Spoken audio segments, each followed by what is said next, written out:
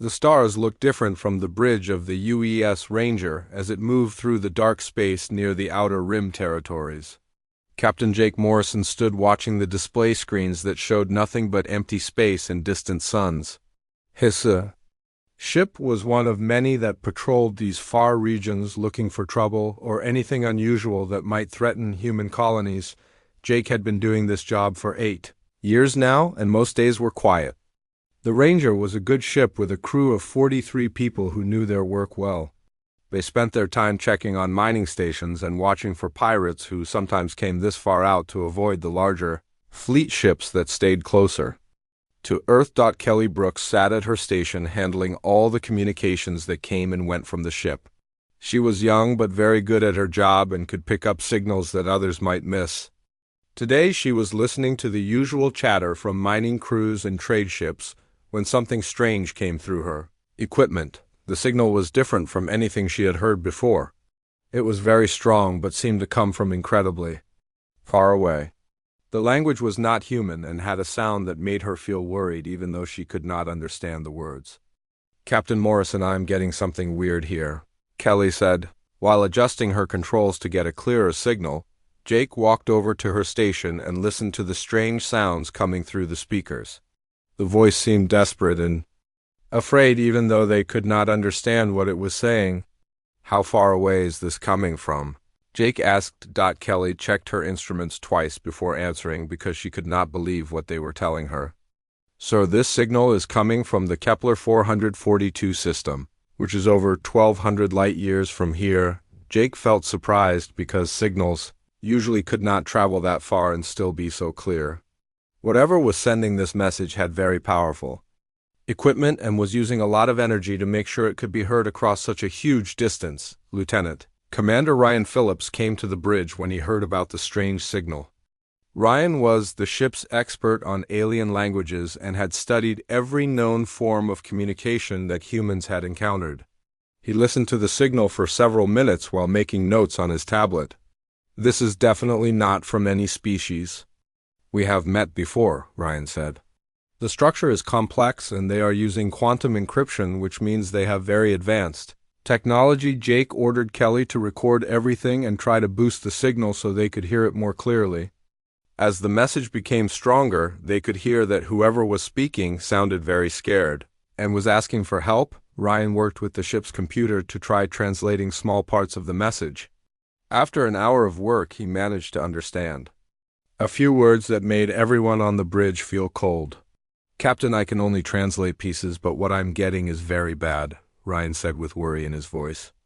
"They are talking about something called the Devourers and saying that countless ships are coming. They mention worlds being consumed, and they seem to be asking for help because they are the last ones left." Jake immediately contacted Admiral Lisa Carter, who commanded the entire Terran Defense Network from her flagship near Mars. The Admiral listened to the recording and asked many questions about how they had found the signal and what they thought it meant. Within 6 hours, Admiral Carter had ordered all patrol ships to return to Mars Station immediately. The U.S. Ranger joined dozens of other vessels that were racing back to the main base where the Admiral was calling an emergency meeting. Mars Station was huge and could hold hundreds of ships at the same time. Jake had never seen so many vessels gathered in one place as captains and commanders from across human space came to hear about the alien signal. The main meeting room was packed with officers who all looked worried about what this might mean. Admiral Carter stood before them all and played the translated parts of the message. The room became very quiet as they heard the desperate words about worlds being consumed and civilizations being destroyed. Some officers thought it might be a trap designed to lure human ships away from Earth, but others believed the fear in the alien voices was real. Director Patricia Wells from Colonial Affairs argued that humans should be careful and not rush into something they did not understand. She pointed out that they knew nothing about these aliens or what kind of enemy they were facing, but Admiral Carter had made her decision. She stood up and looked at all the officers in the room before speaking in a voice that was calm but very firm. "For 300 years humans have been exploring space and meeting other species," she said. "Every alien race we have encountered has called Earth a death world because of how dangerous it is to live there. They think we are crazy for surviving on a planet with violent weather, dangerous animals, and diseases that would kill most other species. The Admiral walked to the big display screen that showed a map of known space. If our reputation as Deathworlders has taught us anything, it is that sometimes the galaxy's predators need to face an apex predator. We are going to prepare humanity's largest fleet and go help these aliens because that is what Earth taught us to do. Jake felt pride and fear at the same time as he realized they were about to begin the biggest military operation in human history. Ships would come from every colony and base to form a fleet that could travel 1,200 light years to fight an enemy they knew nothing about. As the meeting ended and officers hurried away to prepare their ships, Jake looked out at the stars. Again, somewhere out there, an entire civilization was dying and calling for help. Soon they would learn if humans really were as tough as their reputation claimed. The emergency meeting on Mars Station continued for 3 days as Admiral Carter worked with her best officers to understand what they were facing. Captain Morrison brought his analysis to the main command room along with Dr. Helen Rodriguez, who knew more about alien biology than anyone else in the fleet. Commander Alex Turner from Strategic Intelligence had been working around the clock to gather information from deep space, monitoring stations and spy networks that humans had built across known space. What he found made everyone realize that the alien distress call was much more serious than they had first thought. Dr. Rodriguez connected her equipment to the main display and showed the other officers what her scans had revealed about the Kepler 442 system. The spectral analysis showed energy signatures that could only come from massive weapons being used against entire planets. What we are seeing here is not normal space combat, Dr. Rodriguez explained while pointing to the readings on her screen. These energy patterns suggest that whoever is attacking is using weapons powerful enough to strip away the atmosphere from whole worlds. Commander Turner added his own frightening discoveries. His intelligence networks had detected similar distress signals from 3 other star systems over the past few months. All of those signals had gone completely silent within days of their first calls for help. The pattern is clear, Turner said. Something is moving through this region of space and destroying everything in its path. Each system that sends out a distress call stops transmitting very quickly, which means whatever is attacking them wins fast. Admiral Carter studied the data and realized they were looking at evidence of a threat unlike anything humans had ever encountered. She ordered immediate preparation for the largest fleet mobilization in human history. Captain Nicole Foster received orders to take charge of emergency ship construction at the Luna shipyards near Earth's moon. The shipyards had been building vessels steadily for years, but now they needed to work faster than ever before. Foster organized the workers into teams that would work around the clock to build as many ships as possible. Colonel Sam Martinez got the job of mobilizing the Terran Marine Corps, which included calling back soldiers from colonies and bases across human space. Marines began arriving at training centers where they practiced fighting in dangerous environments and using new weapons that had been designed for combat against unknown enemies. Captain Danny Walsh coordinated with the colonial fleet to recall vessels from the frontier regions, trade ships and exploration vessels that had been far from home for months or years, received emergency orders to return immediately and join the growing fleet. While the military prepared for war, Dr. Rodriguez and her team worked day and night to learn more about the aliens who had sent the distress signal.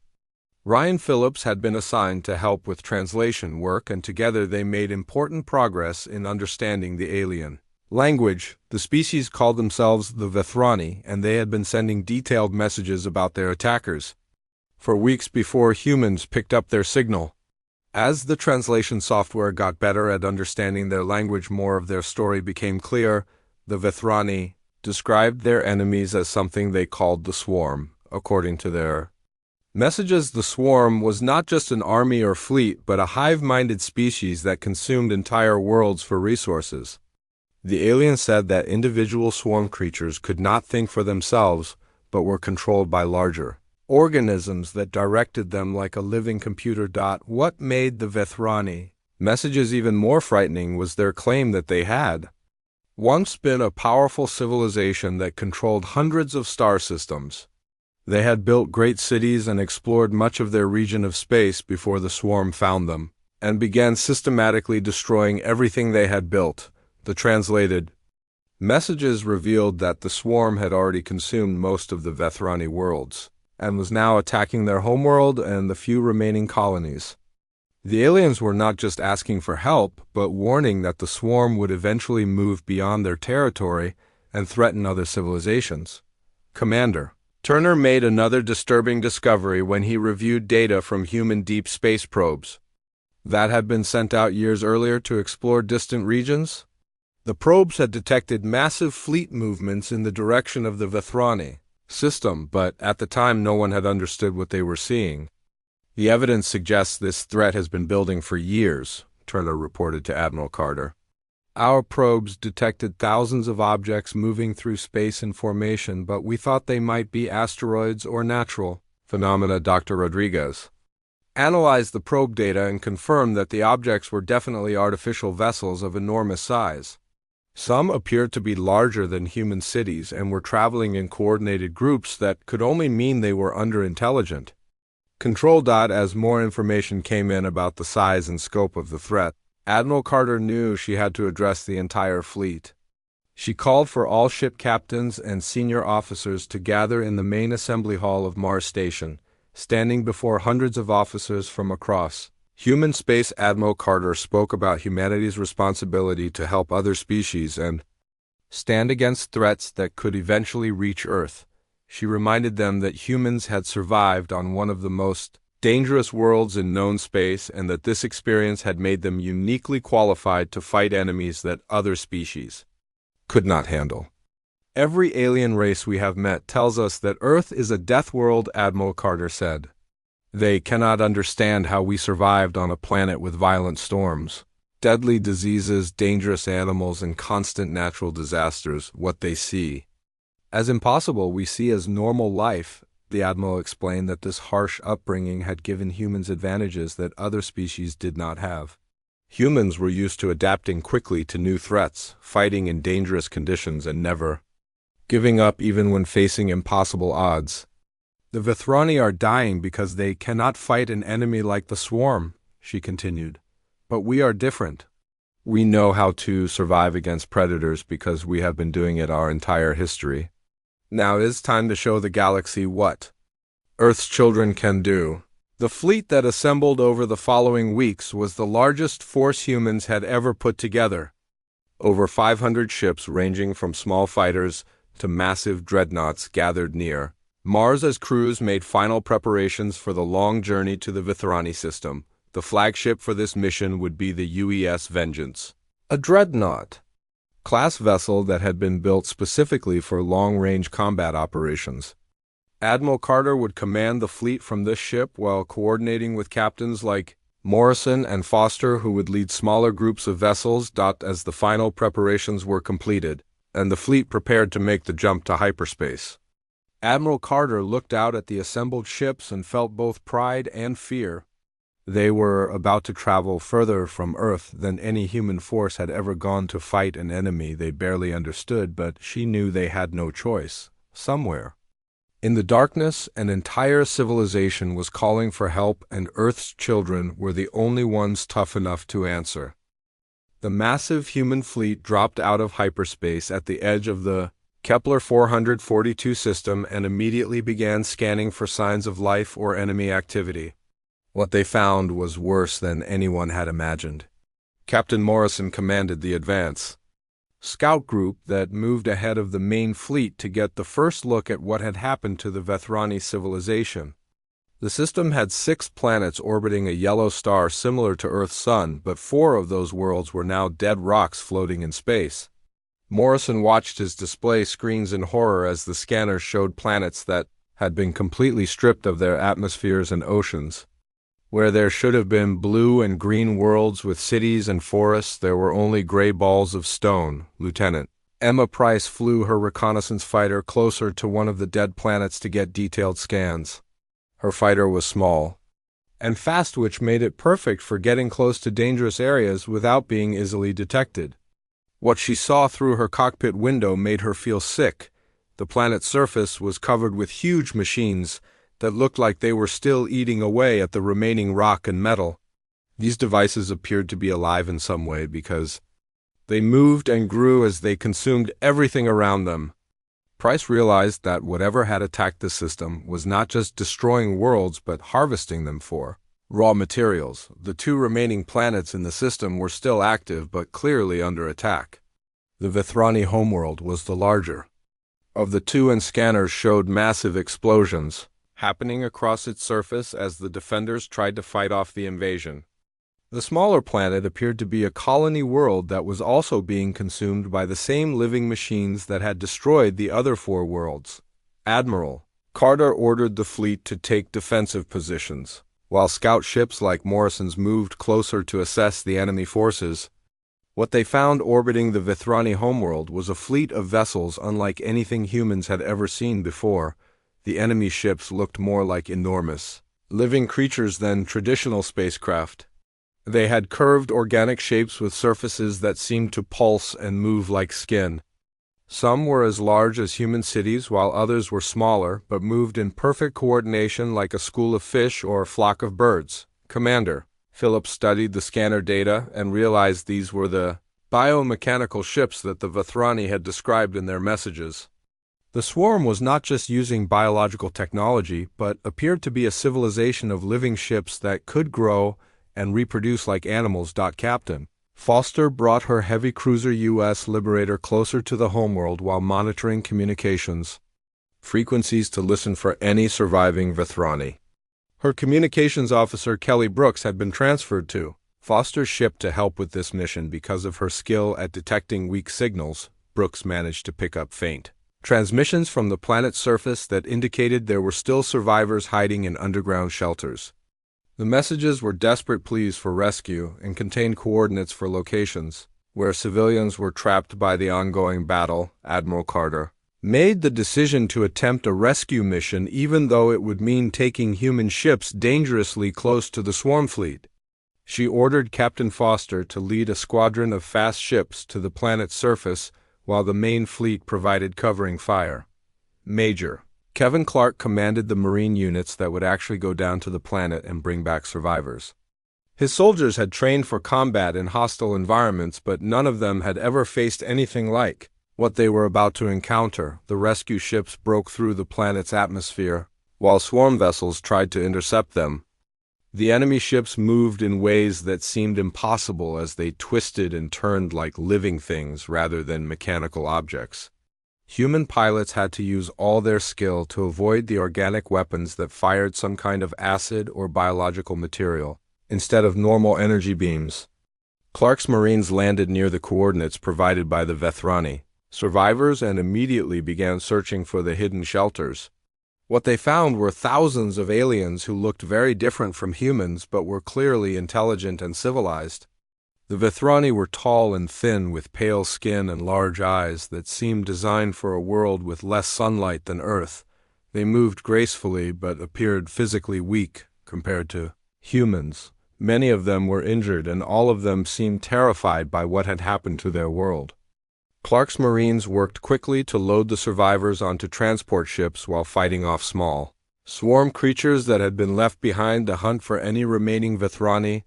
These ground-based enemies were like large insects with sharp claws and acid weapons, but the human soldiers found they could be defeated with standard military equipment. The most important survivor they rescued was High Counselor Zethmar, who had been the leader of the Vethrani government before the invasion began. Zethmar spoke some human languages that had been learned from radio signals picked up from Earth over the years, which made communication possible without waiting for translation equipment. During the flight back to the human fleet, Zethmar explained the true scope of what they were facing. The swarm had not just attacked the Vethrani, but had been moving through this region of space for many years, consuming entire civilizations one after another. "Your species is not the first to receive our distress calls," Zethmar told Admiral Carter when they met aboard the UES Vengeance. We sent similar messages to 12 other civilizations whose radio signals we had detected over the decades. Carter felt shocked when she learned that other alien species had received the Vethrani pleas for help but had chosen not to respond. Most had actually moved their fleets further away from swarm territory when they learned about the threat instead of coming to help. Dr. Rodriguez began immediate medical examinations of the Vethrani refugees to learn about their biology and physical capabilities. What she discovered explained why they had been unable to defend themselves against the swarm invasion. The Vethrani homeworld had been a paradise with very mild weather and no dangerous animals or natural disasters. This peaceful environment had allowed them to develop advanced technology and build a sophisticated civilization, but it had not prepared them for brutal warfare against an enemy like the swarm. They are physically fragile compared to humans, Dr. Rodriguez reported to Admiral Carter. Their bones are lighter and their muscles are not as strong. More importantly, they seem to have no experience with the kind of violent conflict that we consider normal. Zethmar confirmed this assessment by explaining that the Vethrani had never fought a war among themselves and had only encountered peaceful alien species before the swarm arrived. They had built defensive weapons but had no idea how to use them effectively against an enemy that specialized in consuming other civilizations. The Vethrani leader shared tactical data that his people had gathered during the invasion, which revealed important information about how the swarm operated. The enemy used hive mind coordination, which made them incredibly efficient, but also meant they had trouble adapting to unpredictable tactics. Commander Turner studied this intelligence data and realized that the swarm's greatest strength might also be their weakness. Because all their ships and creatures were controlled by central organisms, they could react very quickly to expected threats, but might struggle against enemies who used random or chaotic strategies. Admiral Carter spent hours talking with Zethmar about the enemy's capabilities and began to form a plan for how humans might be able to fight the swarm more effectively than other species had managed. The key would be using Earth's harsh lessons about survival and adaptation against an enemy that had grown used to easy victories against peaceful civilizations. As the human fleet took defensive positions around the surviving Vethrani refugees, Carter realized that humanity was about to face its greatest test. They had always been told that Earth was a death world that produced unusually tough and adaptable people, but now they would learn if that reputation was deserved. Admiral Carter studied the tactical data provided by the Vethrani and realized that humanity's best chance against the swarm was to avoid fighting the way other civilizations had tried. Every species that had faced this enemy before had used traditional fleet tactics with organized formations and predictable strategies. All of them had been defeated quickly. Carter decided to use the lessons that Earth had taught humanity about survival against overwhelming odds. Instead of meeting the swarm in direct battle, she ordered her captains to begin hit-and-run attacks, designed to confuse and frustrate the enemy's hive-mind coordination system. Captain Morrison received orders to take his ship and a squadron of fast cruisers to the asteroid belt that surrounded the inner part of the Kepler 442 system. His mission was to use the floating rocks as cover while launching surprise attacks against swarm vessels that came too close. Commander Phillips had been promoted to tactical coordinator for the entire fleet, and now worked directly with Admiral Carter to plan operations that took advantage of human unpredictability. Phillips studied how Earth's dangerous environment had forced humans to become creative problem solvers who could adapt quickly to new threats. The first major engagement happened when Morrison led his squadron into the asteroid field and waited for swarm ships to follow them. The enemy vessels moved in perfect formation as they pursued the human ships, but they had trouble navigating through the chaotic environment of spinning rocks and debris. Morrison's pilots used tactics that no civilized species would normally consider safe or reasonable. They flew their ships through narrow gaps between asteroids at high speed while firing weapons in seemingly random directions. The swarm ships tried to predict where the humans would go next, but kept guessing wrong because the human pilots were making decisions based on instinct rather than logical planning. Lieutenant Price led her fighter squadron in a daring attack that involved using the asteroids themselves as weapons. Her pilots would get behind large rocks and push them toward enemy ships using their engines. The swarm vessels could easily destroy the asteroids, but they kept being surprised by this unconventional tactic. The hit-and-run attacks were successful enough that Admiral Carter decided to attempt something much more dangerous. Major Clark had volunteered to lead a boarding operation against one of the smaller swarm vessels to learn more about how their technology worked. Clark and his Marines used special combat armor that had been designed for fighting in the most hostile environments on Earth. The suits could protect them from acid, radiation, extreme temperatures, and toxic gases, which made them perfect for exploring the inside of an alien bioship. The boarding operation required Morrison's squadron to disable a swarm vessel without destroying it completely. The human pilots used precision weapons to damage the creature's movement systems while avoiding its vital organs. Once the bioship was unable to escape, Clark's Marines used boarding pods to cut through its outer skin. Inside the swarm vessel, the Marines found an environment that was more like being inside a giant animal than a normal spacecraft. The corridors were made of living tissue that tried to heal itself when damaged, and the air was filled with toxic gases that would have killed most other species within minutes. Clark's soldiers had to fight their way through defensive organisms that lived inside the bioship like white blood cells in a human body. These creatures were designed to attack anything that did not belong, but the Marines' armor and weapons proved effective against biological threats. The mission succeeded when Clark's team planted explosive charges in what appeared to be the vessel's brain or central nervous system.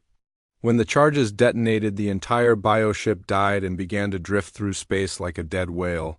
The successful boarding operation proved that swarm vessels could be hurt by determined attacks from soldiers who were tough enough to survive their hostile internal environment. Dr. Rodriguez worked with Vethrani scientist Kethfer to study samples that the Marines had brought back from inside the swarm vessel. What they discovered was both fascinating and frightening. The bioships were living creatures that had been artificially created to serve as both transportation and weapons for the swarm civilization. These vessels can actually reproduce and grow new parts when they are damaged, Dr. Rodriguez explained to Admiral Carter. But they require specific mineral compounds that they extract from planetary surfaces to fuel their regeneration. This discovery led to an important realization about the swarm's weakness.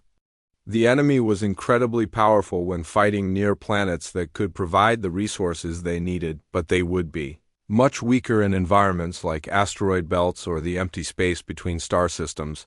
Carter immediately changed her strategy to force the swarm to fight in locations where they could not easily replenish their bioships. She ordered the fleet to withdraw from the inner system and begin operations in the gas giant regions where the enemy would have trouble finding the materials they needed. Lieutenant Price received orders for one of the most dangerous missions ever attempted by a human pilot. She would lead her squadron through the massive storms of the system's largest gas giant while being pursued by swarm vessels. The plan was to use the planet's violent weather and crushing gravity as weapons against the enemy. Price and her pilots dove into the gas giant's atmosphere at speeds that pushed their ships to the breaking point. The swarm vessels followed them into the storm, but immediately began having problems. The bioships were designed for the controlled environment of space and could not adapt quickly enough to the chaotic weather patterns the human fighters used. The planet's hurricane force winds to accelerate their ships beyond normal speeds, while firing weapons that used the gas giant's own atmospheric gases as ammunition. Several swarm vessels were torn apart by the violent storms, while others were crushed by the immense gravitational forces. Price's squadron lost 2 fighters during the battle, but managed to destroy 8 enemy vessels, including one that was the size of a human city. More importantly, they proved that humans could fight effectively in environments that other species would consider impossible to survive. The success of these unconventional tactics began to attract attention from other parts of the swarm fleet. Enemy vessels that had been attacking the Vethrani homeworld started moving toward the areas where human ships were operating.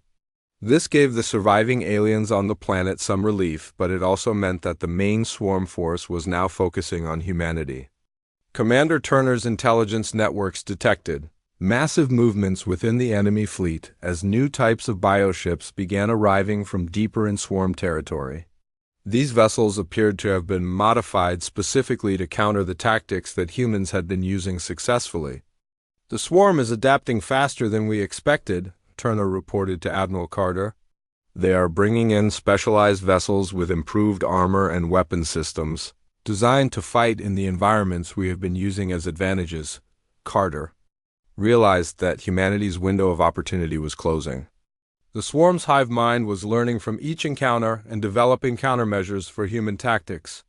If they waited much longer, the enemy would become too well adapted for hit-and-run strategies to remain effective. The Admiral made a decision that shocked everyone in her command staff. Instead of continuing with the successful guerrilla warfare, she ordered preparation for a direct assault on the largest swarm vessel in the system. This massive organism was the size of a small moon and appeared to be coordinating the entire enemy fleet. "We have one advantage that the swarm cannot adapt to quickly enough," Carter explained to her officers. "We are willing to take risks that no sane species would consider. If we can destroy their command organism, the entire fleet will lose coordination." Captain Foster volunteered to lead the assault with her heavy cruiser, while Morrison provided support with his fast attack squadron. The mission would require them to fight through hundreds of enemy vessels to reach the command organism and then somehow damage something the size of a moon. As the human fleet prepared for what might be their final battle, Admiral Carter knew they were about to test whether Earth's reputation as a death world had really prepared humanity to face the galaxy's greatest predators. The final battle began when Admiral Carter led the UES Vengeance and her heaviest ships in a direct assault toward the massive swarm command organism that floated like a living moon in the center of the enemy fleet. Every lesson that humanity had learned about fighting on their dangerous homeworld would be tested in the next few hours. Captain Morrison coordinated a complex, multi-pronged attack that was designed to overwhelm the swarm's ability to respond effectively. Human ships attacked from 6 different directions at once, while using unpredictable flight patterns that the enemy's hive mind could not anticipate or counter. The swarm command organism was protected by thousands of bioships that formed defensive layers around their central controller. These vessels moved in perfect coordination as they tried to intercept the approaching human fleet, but they struggled to adapt to the chaotic nature of Earth-trained tactics. Lieutenant Price led her fighter squadron through the outer defensive perimeter by using a technique that only humans would have considered attempting. Her pilots flew their small ships directly through the exhaust ports of larger swarm vessels while firing weapons at critical systems from inside the enemy bio-ships. This suicidal tactic worked because the swarm had never encountered an enemy crazy enough to deliberately fly inside their vessels during combat. The surprised bioships took heavy damage before their defensive systems could adapt to this unprecedented form of attack. Captain Foster brought her heavy cruiser U.S. Liberator into close-range combat with swarm vessels that were 10 times larger than her ship.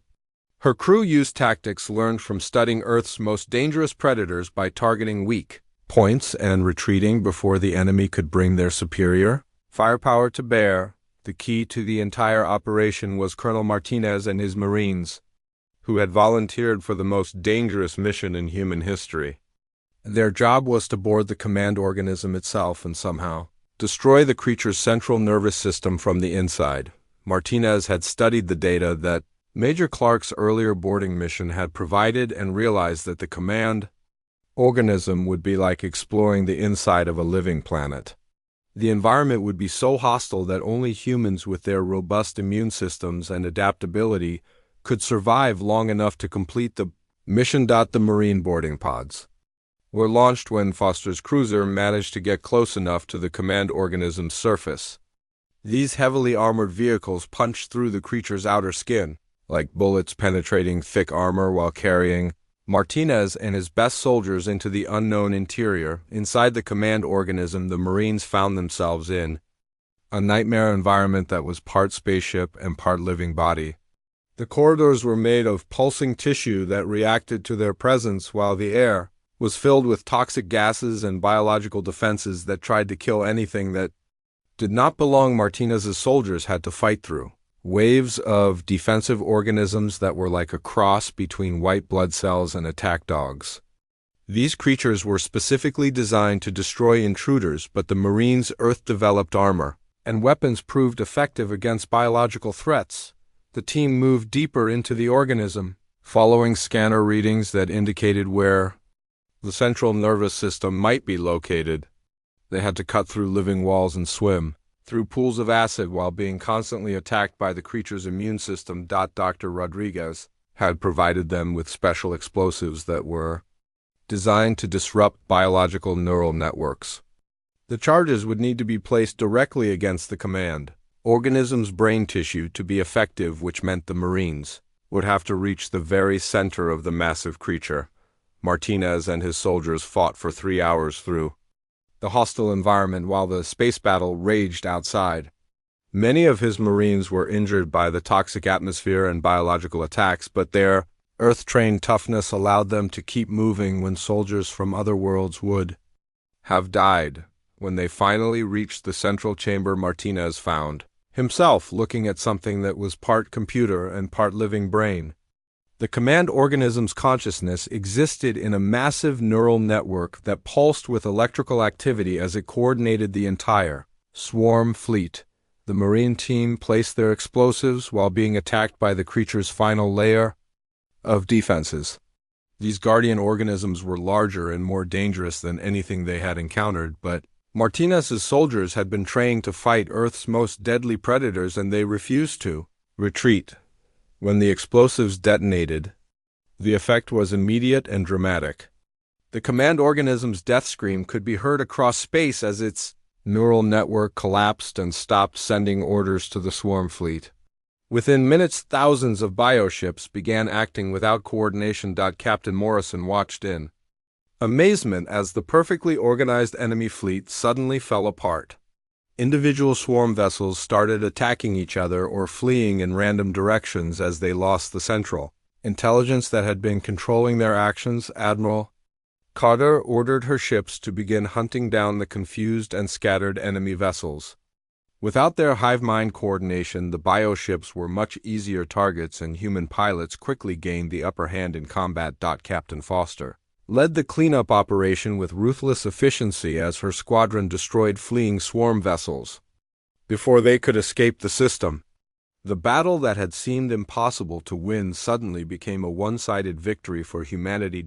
In the aftermath of the battle, High Counselor Zethmar and the surviving Vethrani could barely believe what they had witnessed. The human fleet had accomplished in one day what dozens of other civilizations had failed to do over many years of fighting the swarm. Zethmar met with Admiral Carter aboard the UES Vengeance to thank humanity for their rescue and to share important information about the galaxy's political situation. What the Vethrani leader revealed changed everything that humans thought they knew about their place in the universe. Your species was not the only one to receive our distress calls, Zethmar explained. We sent similar messages to 12 other civilizations whose radio signals we had detected over the decades, but none of them responded with help.